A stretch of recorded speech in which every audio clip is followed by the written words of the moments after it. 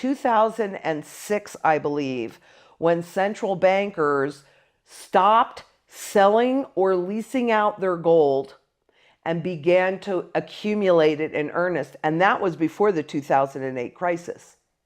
And if you look at the graph, you can see that the net sales were declining. And then by 2010, they became net buyers. And they've been buying more gold than they ever had historically and holding more gold. You know, I've studied currencies and currency life cycles since 1987. So as you said earlier, I mean, this kind of thing has been going on forever. And when 2008 hit, at that point, I knew, and I've been saying it, you can follow all my work, that the system died and it went on life support. So it wasn't really a big surprise when Christine Lagarde came out and started talking about the reset. So, you know, I've known about it because I've studied it for so long. But then, and I knew the system died in 2008, but she really confirmed it in that interview for me. When 2008 hit, and on a global basis, you had all of the central banks, pretty much all of them, drop the interest rates to zero. And then in 2009, Switzerland was the first one to go to negative rates, and also the big experiment with quantitative easing, which it isn't that they haven't been pumping money into the system. Again, it goes back to the speed and how they were directing that to make it more obvious that there were winners and losers in this whole system. So she confirmed it for me when she came on, and pretty much every other word out of her mouth was about the need for the reset. And so I knew, especially when any central, and we're going to be testing it again, but when any central bank has attempted to raise rates or even normalize, let's say, reduce their balance sheet, they have been unable to do it, period, end of discussion. And they're not going to be able to do it now either. Well, if you kind of think of it, when you've got your, computer or some kind of electronic equipment that's got a bug in it or is going nutty, and then what do? You have to shut everything down and restart everything again.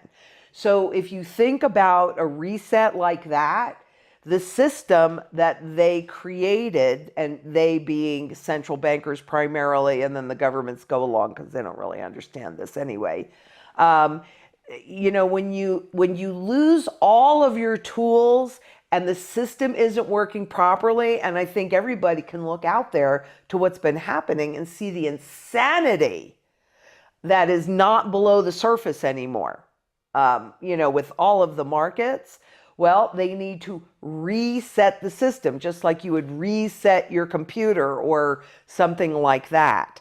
And they have to reset it into a new system because the old system simply does not work anymore. And there is absolutely, I'll tell you, there is absolutely zero question in my mind as to whether or not this is the end of this fiat money experiment and the direction that they're taking us into the next one, which is programmable money. And it's always the progression of more and more and more control. Well, first of all, it's still fiat. And fiat, the literal translation is by decree. So the bottom line is this is government money, right? And government controlled money, or central bank, centrally controlled money. And in the evolution of money, when you had gold and silver physical as money, then it made it a lot more challenging for governments to tax and spend because you knew about it. And it also made it more challenging for corporations to pay you less because if you were used to a certain wage, you were not willing to accept less. So then they transitioned it into the fiat money that's debt-based. And that started in 1913, but it really went into the highest level as far as handing control of the money, the value of money, over to central banks in 1971, when Nixon they make it sound so, he closed the gold window. Okay, well, it's a little chilly. Let's close the window, right? But it was so much bigger than that because now the central banks were in full control of inflation. Okay, but so they could control it by policy, but they didn't know whether or not that policy was actually working until about 18 months down the road. Now the next iteration, and cryptocurrencies, that's all programmable money. It's all algorithms, right? So that really is an opening for central banks to take even more control. And right now, where they control inflation by raising or lowering interest rates, and they're not going to be able to raise them this time. I mean, they'll try, but it'll fail. Then still, in programmable money, they can take it as deeply negative, which attacks principal, as they want. Because the big key about inflation is that it attacks your purchasing power, right? So where you could spend $1 in 1913 and get this huge basket enough to feed your family of 4 for a week, right? I mean, can you do that on $1 anymore? Of course not. Well, first of all, we are a consumer-driven economy, and China's been shifting into a consumer-driven economy. And I'd even argue primarily we're in a consumer-driven world. So, and we're in a really interesting place right now with the supply chain, which really we need consumerism, or so they say, to back off to give them a chance to repair and get caught up on the supply chain on the one hand. But on the other hand, because we're a consumer-driven economy, we need the consumer to consume even more than they have been.